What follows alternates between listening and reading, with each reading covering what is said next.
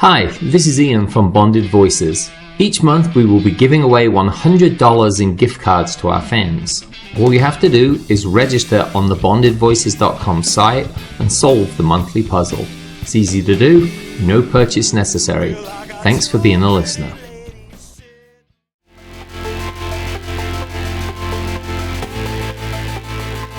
Hello and welcome back to Bonded Voices. This episode is anything truly free in life? And we bring up this subject because I think there's a lot of people will use terms like, well, they just write it off, or, well, they didn't pay for it, or, well, it's just free, or it's the government's money, when the government doesn't have any money. And so it's a subject that I think a lot of people have thoughts on. They have ideas on how we could change things for the better for society. And so, yeah, I'm Ian. This is Lauren. And I'm Greg. And yeah, is anything truly free in life? I'm going to throw this over to Greg. In your industry, think about the amount of times people say, well, you can get a rebate from this, or you can get government money for that. How does it play into your industry? So there is no free lunch, the terminology that I've heard for years. So I don't believe that anything is truly free. Specifically when you go into the world of finance, someone is taking a risk, there is going to be reward for whomever is providing the financing for that risk.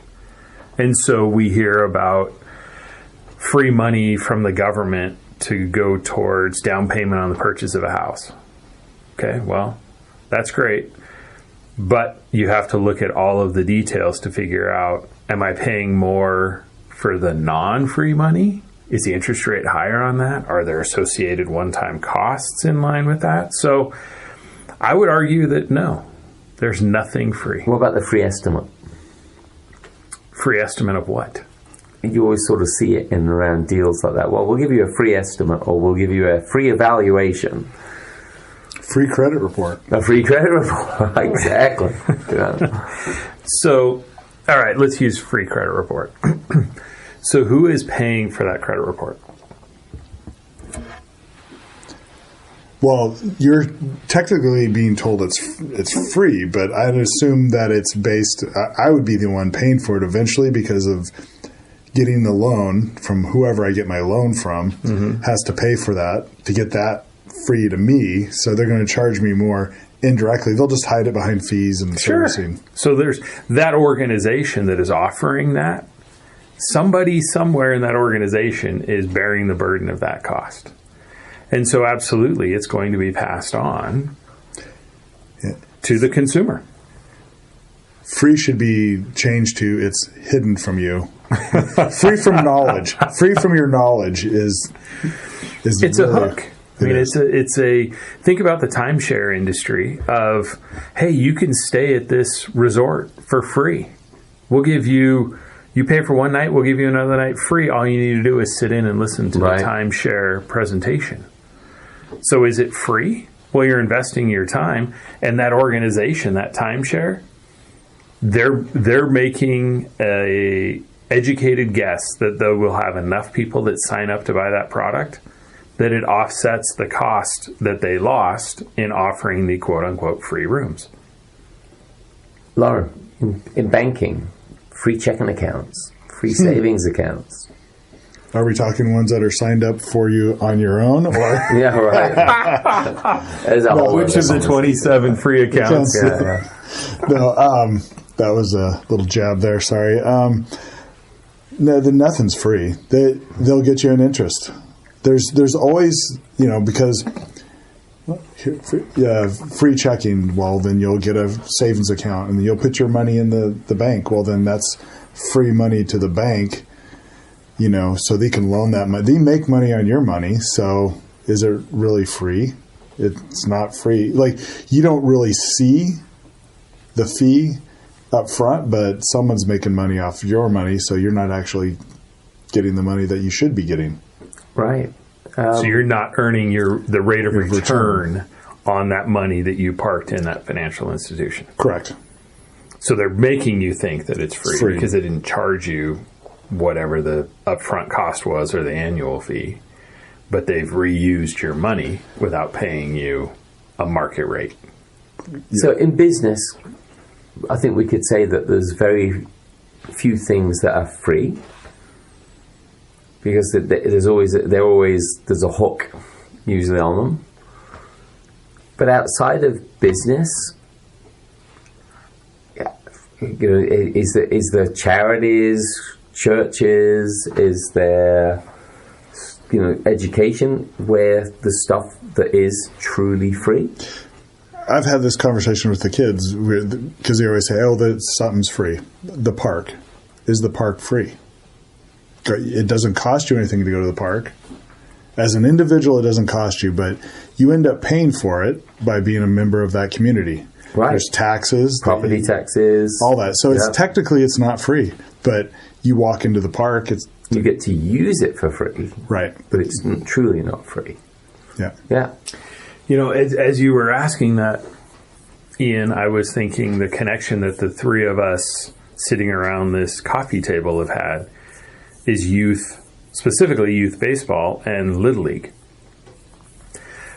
And so I think about all of the people that volunteer hundreds and hundreds of hours to make the Little League work, but yet that's still not free.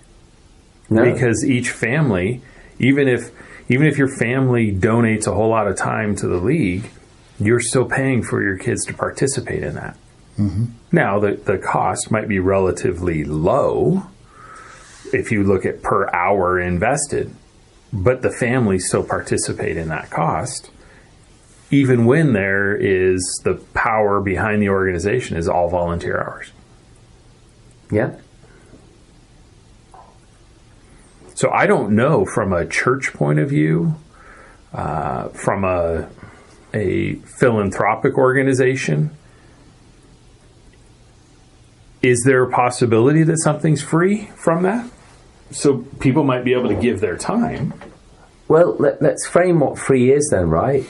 It may not be offered as free. Would it be framed in, if I didn't have to give you any money, time, or anything else of value in exchange for that? Does that then truly become free? And there's a thread to all this, which is, again, getting away from this idea in society that you can mooch off other people for the things you need. So the way you're going is it technically could be free for you, but it's not free for society. So there's Right. always someone paying the bill. And it's not, and that, so I think some people would say, yeah, but that's Mr. Rich paying the bill or Mrs. Rich paying that bill. So who cares? Well, I go back to the park example. It's not Mr. Rich and Mrs. Rich. It's the community as a whole that's Right. paid taxes. It's if you're not a contributing member of society, and you're just getting things for free, and I'm throwing up air quotes there. It may seem like it's free, but society there's a cost in society. Even a charity event or charity items, there is a cost to it. Nothing is truly free in the world. There is someone had to put work into it, and someone somewhere is getting paid for it.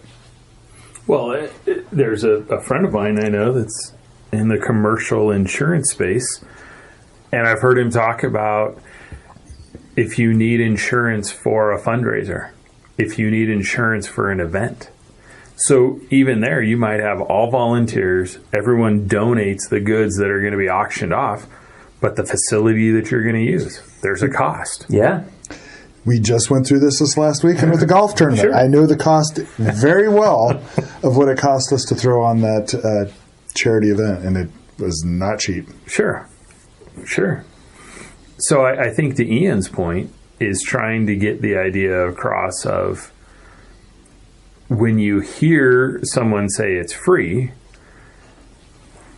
run the numbers in your head. Try and figure out, where did this come from? Where's the source? Because let's say it's someone giving away soda cans. It's free samples at the grocery store. Costco. Let's talk about Costco, the free food samples.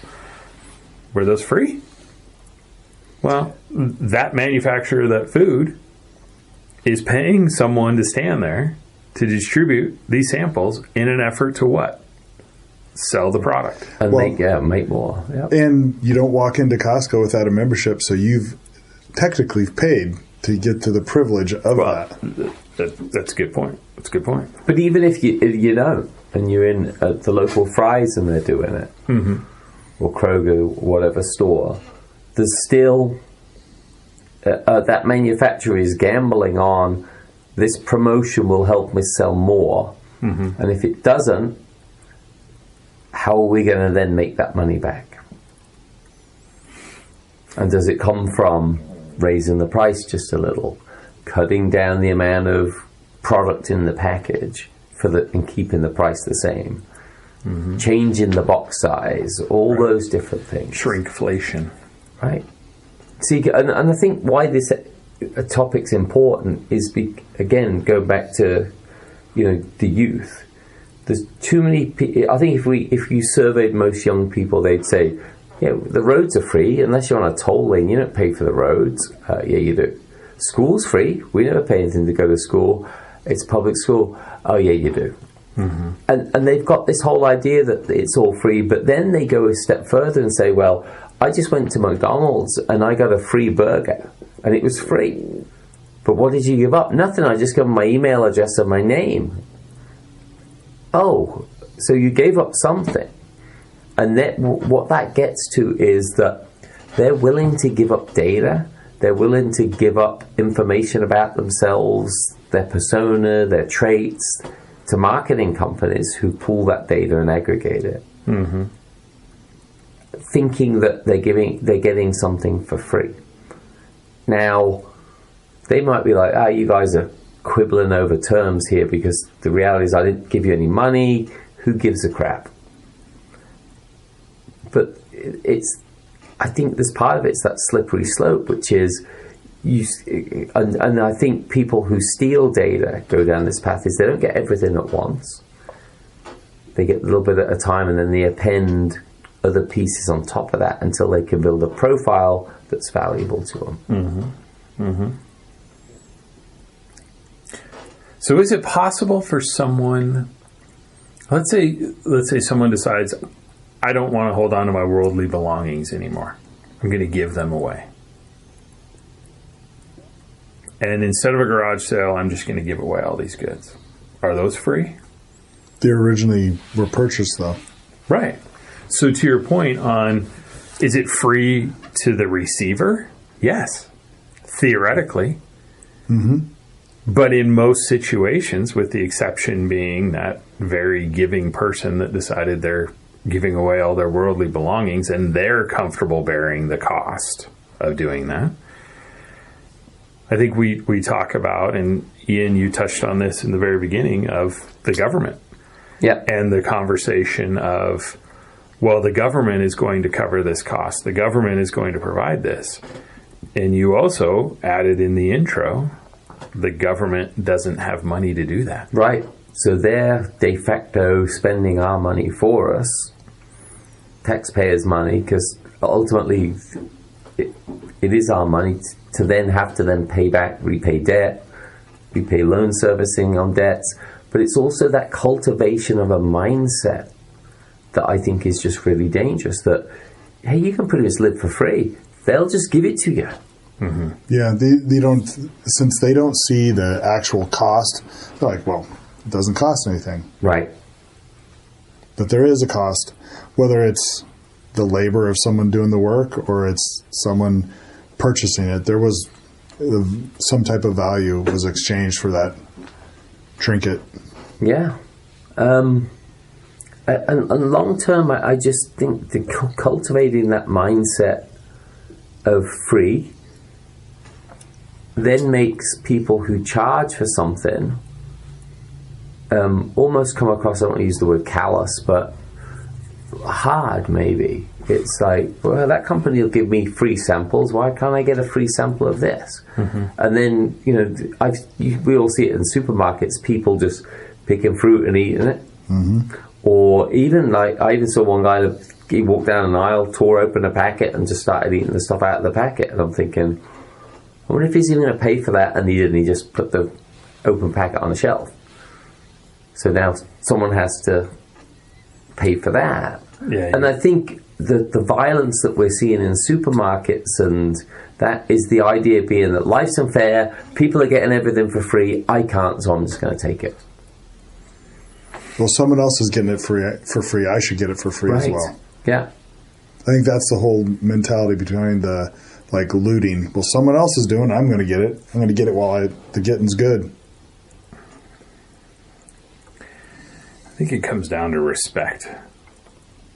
I think if you take the time to research where did this come from and gain the respect of the people that are working in that grocery store are exchanging their time for money.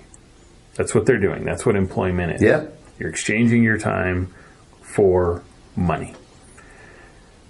Well, is it worthy that their lives are put in danger because there's going to be a fight at the grocery store over someone that says, no, you shouldn't peel that orange and eat it while you're there, or the looting that goes on? And it is a very slippery slope from a societal point of view of the expectations of more and more things should be free and provided at no cost to the consumer, i.e. government programs. Right. Oh, look at the free cell phones of, a decade ago. Oh, we're going to give out everyone free cell phones. Just vote for me. Yeah. And again, it's a free vote. Someone pays for it somewhere, right? But and even when you think of it within retail and business, when they have a shrinkage percentage of maybe 5% due to theft and people taking it for free, that gets passed on to people who are willing to pay for it.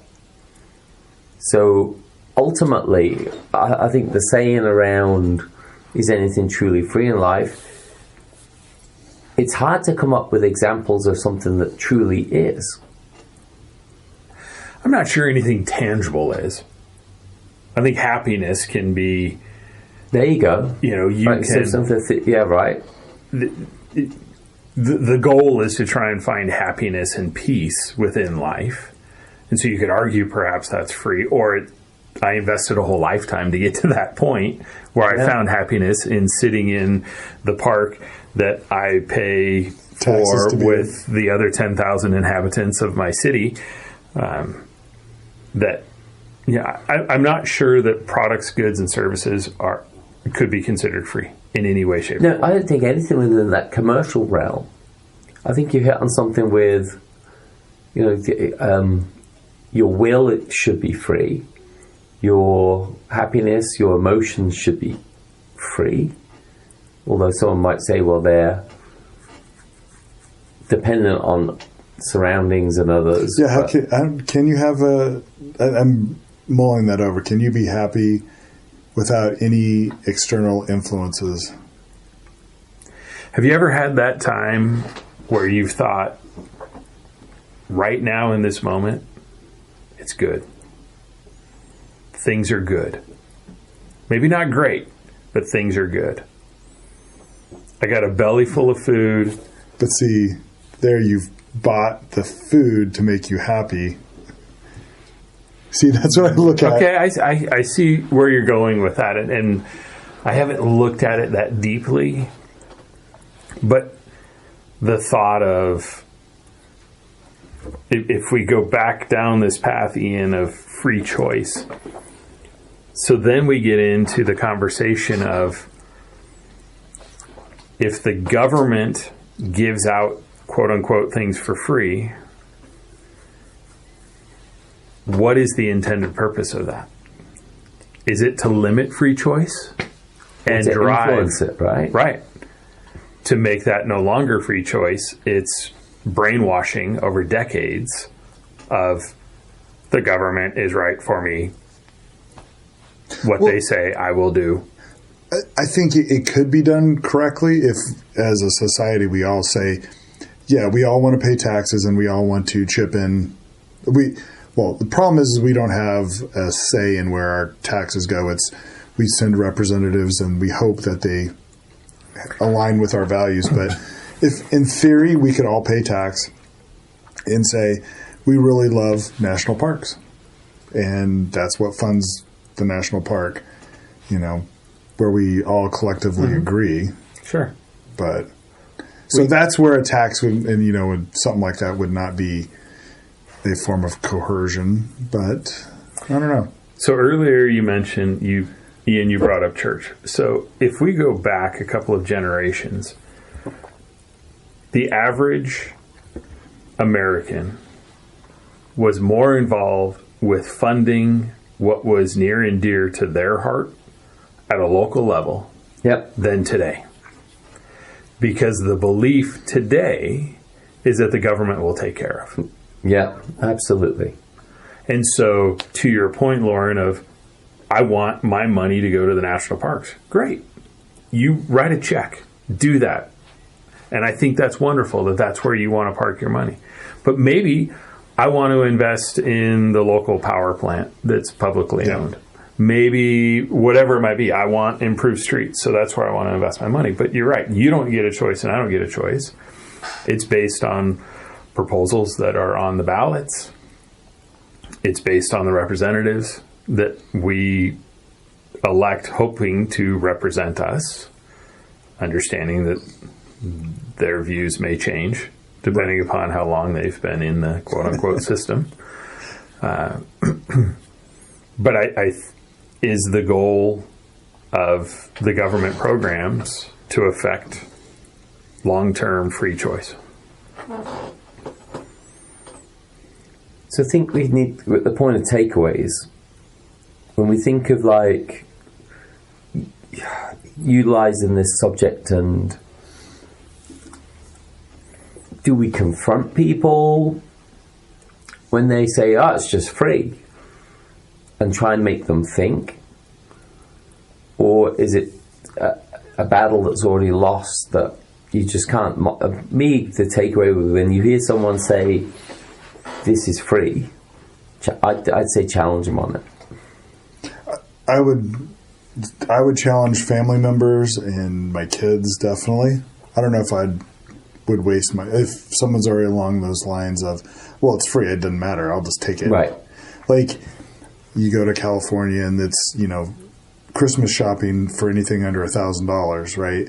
Yeah. Are you going to stop somebody that's walking out with a flat screen TV, go, hey, is that's it okay not free? to use the term Christmas anymore? Oh, sorry.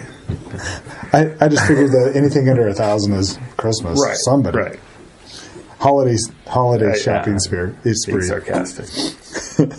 But yeah, I don't like people that I don't know. I don't know if I would even waste the time. Yeah, I'd agree. And maybe that's me being cynical, which I'm very cynical. It's holiday season. Yeah, I think that the term that I mentioned earlier was respect. Of you respect me, I'll respect you, and that means you don't take my stuff. I don't get angry at you, and so the idea of this whole free, in turn, that increases my taxes every time the government puts out a free program. So should the local park have a placard somewhere that says, this park is paid for by the taxpayers of your local community? So people understand where these things that we think are free actually come from. Given that society finds it acceptable to sue over hot coffee spilled on a crotch, I think you're right. We do need a placard to remind people this patrol car has been paid for by the taxes of this city. Yeah. This fire truck, this road, all of those things. All of it. Yeah. I think it's something that's desperately needed to get away from that sort of mentality. Well, that's given I don't mean to cut you off, but that's given the estimation that everybody can read those. Yeah. Well, hit us up on our website, bondedvoices.com, if you have any ideas and thoughts on this subject matter. And until next time, I'm Ian. This is Lauren. And I'm Greg. And we'll see you again on Bonded Voices. Cheers.